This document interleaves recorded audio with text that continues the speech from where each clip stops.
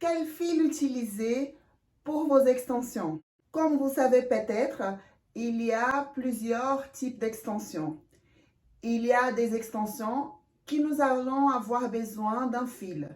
Mais lequel? Plutôt celui-là ou celui-là? Est-il résistant? Est-ce que j'ai choisi la bonne couleur? Et pour quel type d'extension faut l'utiliser? C'est des questions qu'on peut poser avant de choisir, avant d'acheter et aussi au moment de la pause. Donc, je suis là et je vais vous aider. Pour ceux qui ne me connaissent pas, je suis Clélie Farias, coiffeuse et spécialisée en extension capillaire. Je vais vous demander de liker, partager au maximum cette vidéo pour être averti à chaque fois que je posterai une nouvelle vidéo. Il y a d'extrême importance qu'au moment de choisir ces fils, ils soient de bonne qualité. La réussite de vos extensions va dépendre de cela. Un fil mal choisi au niveau de la couleur, le rendu esthétique, il n'est pas beau.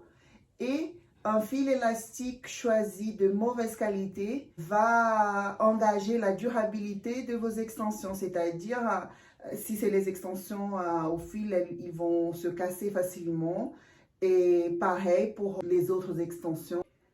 Tout d'abord, il faut savoir qu'il y a un fil élastique mais en silicone. Et nous avons aussi un fil à coudre, tout simplement. Il faut que celui-là soit en nylon au 100% polyester. Je vais commencer par le fil nylon ou le polyester à 100%. Donc le 100% polyester, il va vraiment vous assurer que le fil est résistant, c'est un fil qui est résistant. On va utiliser suivant pour le tissage, pour toutes les extensions que nous avons avoir besoin de coudre, d'avoir un point d'attache et une couture après. Donc moi je l'ai ici, vous pouvez voir, moi je veux tirer, il ne va pas se casser, vous pouvez vraiment vous couper, faites attention, mais il ne se casse pas, donc vous êtes obligé de couper. Et voilà, ça existe en plusieurs couleurs, donc il faut vraiment choisir avec la bonne couleur. Si vous faites des extensions avec les cheveux clairs, donc vous le choisissez comme ça, voilà. Il existe marron aussi, le marron aussi. Et il est très résistant. Au contraire d'un fil de couture classique qui est très fragile. Vous allez prendre, vous allez le casser très facilement. Donc celui-là, c'est même pas la peine. Vos extensions, elles vont pas tenir longtemps. Le deuxième fil que j'ai envie de vous parler, c'est le fil élastique.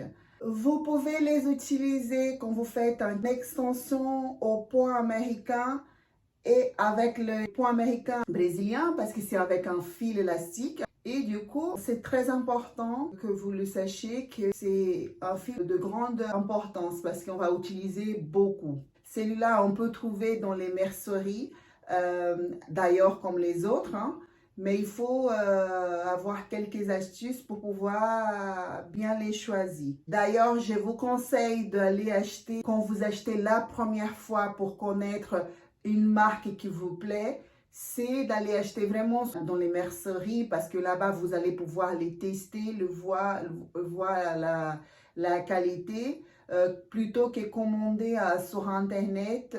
Si vous ne connaissez pas la marque, c'est compliqué. Donc, c'est très important d'aller choisir vous-même avec les astuces que je vais vous donner. Vous allez être capable de choisir sans problème. Comme je vous disais, on trouve souvent dans les merceries. Au Brésil, on utilise principalement pour les extensions brésiliennes, c'est-à-dire les extensions au fil élastique. Nous pouvons trouver une base de couleur assez large, mais en petites bobines. En grande bobine, on va trouver plutôt les noirs, les marrons, parfois les beiges, mais c'est pas facile à trouver. Mais en petite bobine, on trouve facilement. Par contre, il faut savoir les choisir. Par exemple, celle-ci, c'est la noire. Vous allez vraiment l'attraper et ressentir la résistance de l'élastique. il se casse pas facilement. Bien sûr, si vous mettez de la force, il va se casser. Mais voilà, celui-là, j'étire assez quand même. Il ne se casse pas. Et vous sentez qu'il est vraiment élastique. Que ceux-là, la résistance, elle n'est pas si bonne. Vous voyez, je tire un peu et ça casse. Je mets la même intensité et ça se casse. Et si vous voyez, moi, je vais prendre les deux bobines. Je fais comme ça et je lâche. Et vous allez voir que il y a celle qui est de mauvaise qualité qui est lâche. Donc, un conseil que je vous donne, faites ça comme ça. Vous allez trouver la marque qu'il faut et après, vous n'allez plus avoir des soucis pour trouver des bons élastiques. Comme je vous ai dit, nous trouvons en marron, en grosse bobine. Il est là, donc très bien. On peut faire comme ça avec la résistance. Il tient bien, donc c'est toujours des fils élastiques de qualité. Donc là, il est marron, le noir, le marron et le beige. Le beige, je trouve en petite bobine, comme je vous ai dit, dans les merceries. Mais vous voyez, toujours la résistance, elle est là. Il faut toujours trouver voilà, les bons élastiques. Un autre conseil vraiment top que je peux vous donner, et c'est vraiment, vous allez trouver ça qui est ici avec moi, hein, parce que moi, je vous donne vraiment tous les bons conseils. Quand vous allez acheter votre fil élastique, il faut vraiment penser à regarder à l'intérieur. Malheureusement, je n'ai pas un modèle pour vous montrer, mais parfois on va acheter un fil élastique. Souvent, c'est ceux qui en achètent dans les supermarchés, dans les grandes surfaces. On va trouver un élastique qui est enrobé de fil noir, mais l'élastique à l'intérieur, il va être blanc. Et non, on n'achète pas un fil élastique comme ça parce que esthétiquement, c'est horrible.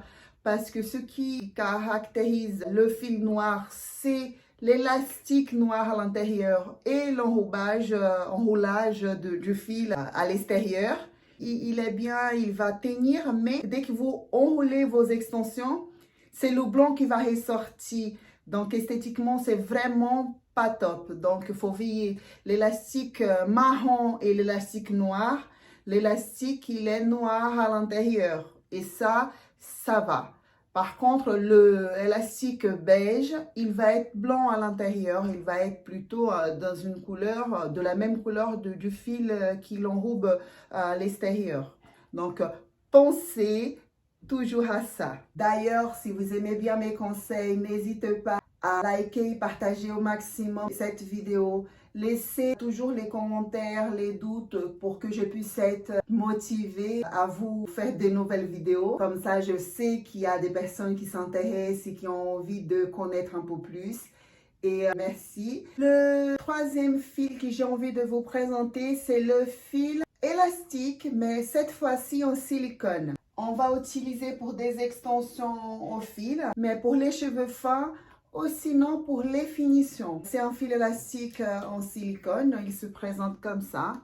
Et il est en silicone extrêmement résistant, vraiment, vraiment, et très élastique. Donc, quand on utilise un fil élastique comme ça, il faut vraiment avoir la bonne technique pour que les extensions, elles tiennent. Parce que sinon, ça glisse vraiment. Donc, c'est un fil élastique qu'on utilise pour les extensions brésiliennes, les extensions au fil, hein, comme vous préférez l'appeler. Et c'est un fil qui rend le résultat très fin. C'est plus pour les finitions des extensions. Et on peut trouver du fil noir, on peut trouver du fil marron, on peut trouver le fil aussi transparent.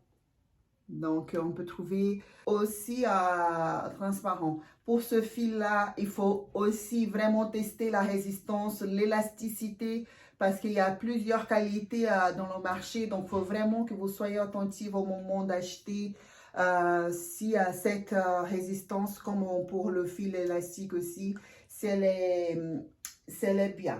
l'essentiel de cette vidéo. Donc, on va faire un récapitulatif. Donc, il faut penser toujours à la résistance. Il faut essayer de vraiment le tester pour voir s'il est vraiment résistant.